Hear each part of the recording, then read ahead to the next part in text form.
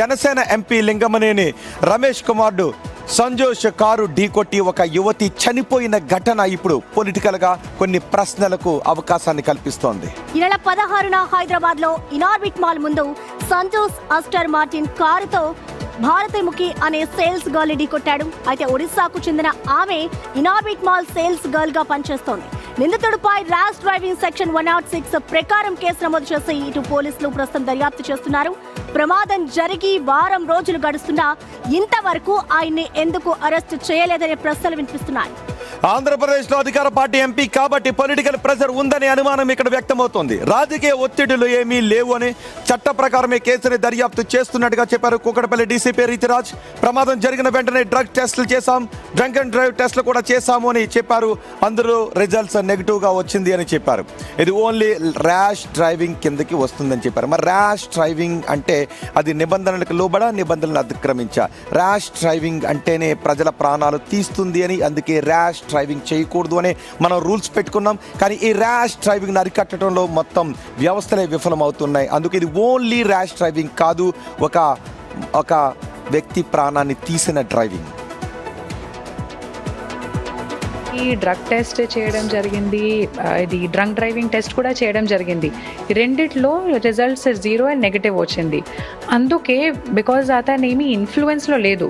ఇది ఒక rash negligent driving leading to ఒక ఫేటల్ యాక్సిడెంట్. ఈలాగా కేసు కారణం మేము 106 సబ్క్లాజ్ 1 సెక్షన్ పెట్టాము. ఇది దీనిలో అరెస్ట్ గురించి మీరు అడిగితే ఈ సెక్షన్ కింద మ్యాక్సిమం పనిష్మెంట్ 5 years కిందనే ఉంది. సెక్షన్ 35 BNSS ప్రకారంగా plus Arnesh Kumar judgment guidelines ప్రకారంగా రెండిటి చూసి 7 years నుంచి తక్కువ పనిష్మెంట్ ఉన్న కేసెస్లో ఇది అరెస్ట్ అండ్ రిమాండ్ పాసిబుల్ కాదు. ఈ ప్రమాదంపై ఎంపీ లింగమనేని కూడా రెస్పాండ్ అయ్యారు. యువతి మృతిపై ఆయన తీవ్ర విచారం వ్యక్తం చేశారు.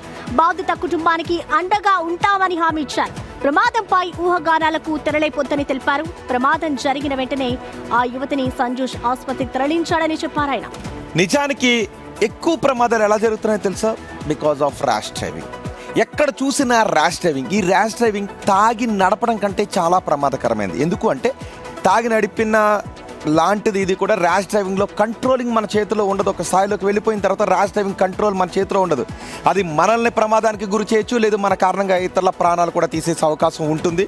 సో ఇక్కడ దర్యాప్తులో నిజాలు బయటకు వస్తాయని చెబుతున్నారు. మా ప్రతినిధి సుజాత ఉన్నారు పూర్తి సమాచారం అందించడానికి. సుజాత, ఇప్పటికే కేసులు నమోదు చేశాం, ఇది ర్యాష్ డ్రైవింగ్ అని చెబుతున్నారు. లింగమనేని రమేష్ కూడా దీనిపై వివరణ ఇచ్చారు. సో ఏంటి ప్రొసీడింగ్స్ ఏంటి?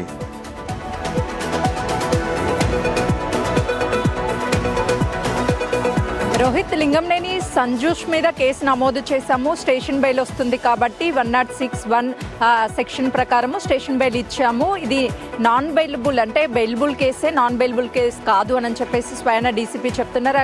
అయితే ఇక్కడ వాళ్ళు పోలీసులు పెట్టినటువంటి సెక్షన్ ప్రకారమే శిక్ష పడుతుంది కాబట్టి నిజంగానే అతను ర్యాష్ డ్రైవింగ్ చేశాడా లేదా అనేది చెక్ చేయాలి అని అంటే అక్కడ సీసీ కెమెరాలను పరిశీలించాలి పోలీసులు. రోజులైంది, ఇంకా సరైన చర్యలు తీసుకోవడం లేదు అని అంటున్నారు. ఆ ప్రమాదం నిజానికి ఏదైనా ప్రమాదం జరిగిందంటే వెంటనే సీసీ దృశ్యాలు బయటకు వచ్చేస్తాయి. కానీ దీనికి సంబంధించిన సీసీ దృశ్యాలు ఇంకా బయటకు రాలేదు. నిజంగానే పొలిటికల్ ఇన్ఫ్లుయెన్స్ ఉంది దీంట్లో అన్న ఆరోపణలు వస్తున్నాయి. నిజమే అనుకోవాలా దీన్ని బట్టి చూస్తే?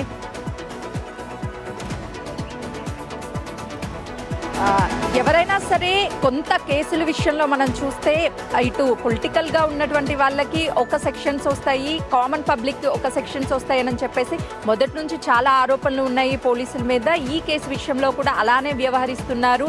ర్యాష్ డ్రైవింగ్ అని అంత తెలివిగా లేకపోతే అంత సింపుల్గా పోలీసులు ఎలా డిసైడ్ చేస్తారు అని చెప్పేసి కుటుంబ సభ్యులు కావచ్చు, లేకపోతే ఆ వీడియో చూసిన రోజు, అంటే ఆ రోజు భారతి రోడ్డు దాటుతున్నటువంటి టైంలో గట్టిగా, అంటే సంజోష్ వచ్చి కార్తో ఢీకొట్టిన సమయంలో కింద పడి రక్తపు మడుగుల్లో కొట్టుమిట్టాడుతుంటే నిజంగా చూసిన ప్రతి ఒక్కరు కూడా అక్కడ వీఐపీ కొడుకున్నాడా లేకపోతే వివిఐపీ కొడుకున్నారా లేకపోతే ఎవరున్నారు అనేది కాదు, కానీ అక్కడ ఒక ప్రాణం పోతుంది.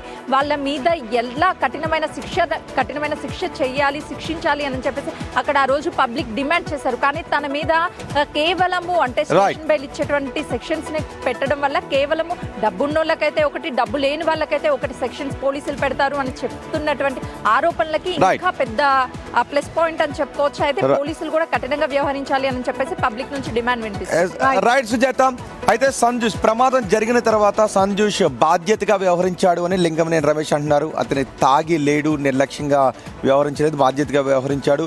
గాయపడ్డ ఆమెను హాస్పిటల్ కూడా తీసుకువెళ్లారు, ట్రీట్మెంట్ అందించే ప్రయత్నం చేశారు. ఎటువంటి విచారణకైనా మేము సిద్ధంగా ఉన్నామని లింగమనేని రమేష్ అంటూ ఉన్నారు. చేసుకుని పోతుంది అంటూ కూడా ఆయన చెప్తున్నారు. సో మన నెక్స్ట్ ఏం జరగబోతుంది అనేది కూడా చూద్దాం.